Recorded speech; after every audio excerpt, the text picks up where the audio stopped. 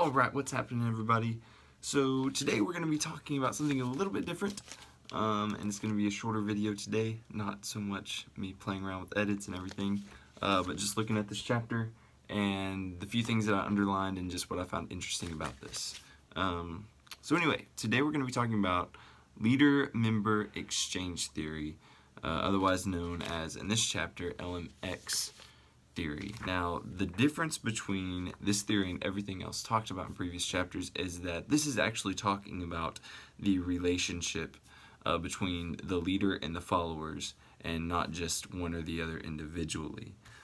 This is talking about the different groups that are formed by the interactions between the leader and his followers, or so on. So there are basically two different groups that are formed by the leadership's relationships with his peers, and that is the in-group and the out-group.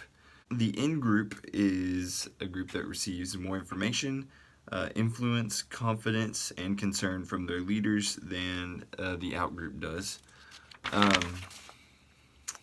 The in-group members do extra things for the leader, and the leader does the same for them. And then the out-group is less compatible with the leader and usually just comes to work, does their job, and goes home. Alright, so basically these relationships happen in three phases.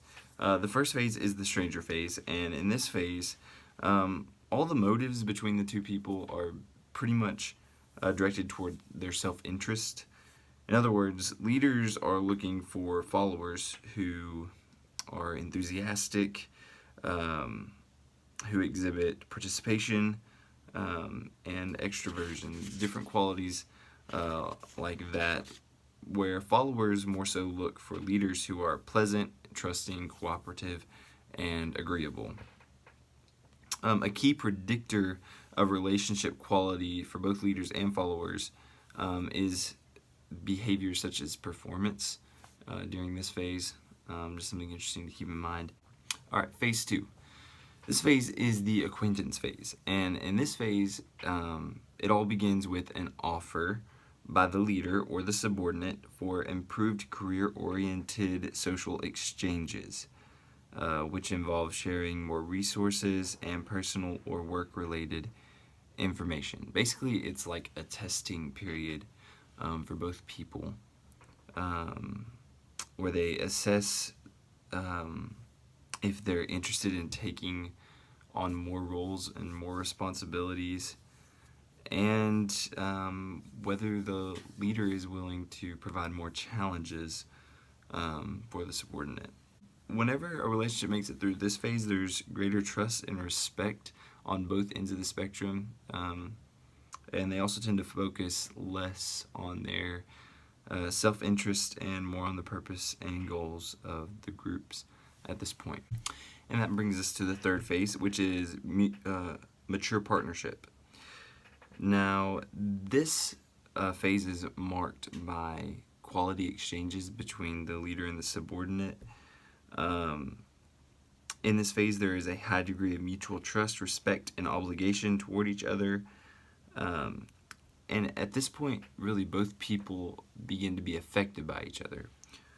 For example, leaders may rely on their subordinate for extra assignments, different things like that, whereas a subordinate might rely on the leader for extra support and encouragement. In other words, this is the point where both people really have developed an extremely effective way of relating to each other that produces productive outcomes, not only for each other, but for the whole organization.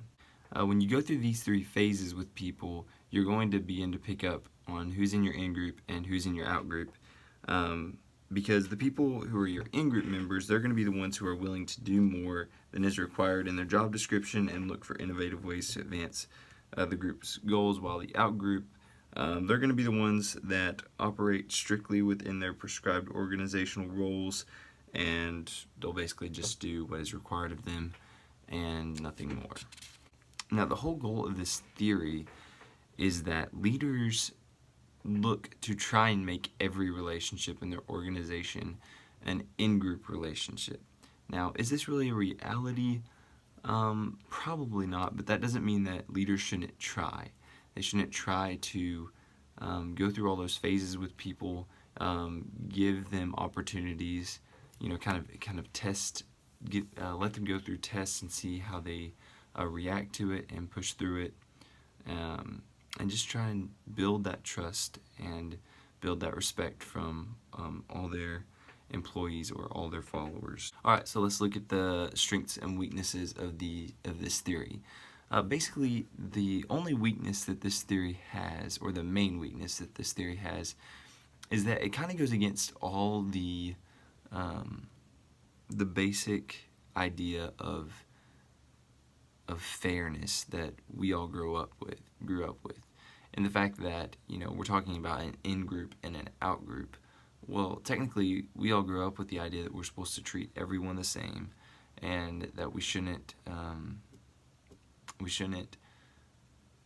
favor one person over another. This isn't really a realistic thing to treat everyone the same, because there is going to be an in-group and there is going to be an out-group. But it's hard for people to kind of understand that just because of the way that we're taught fairness as we grow up. The strengths of this whole theory is that it talks about this in a group setting, again, not just individually, and it also emphasizes communication between the leader and his subordinates.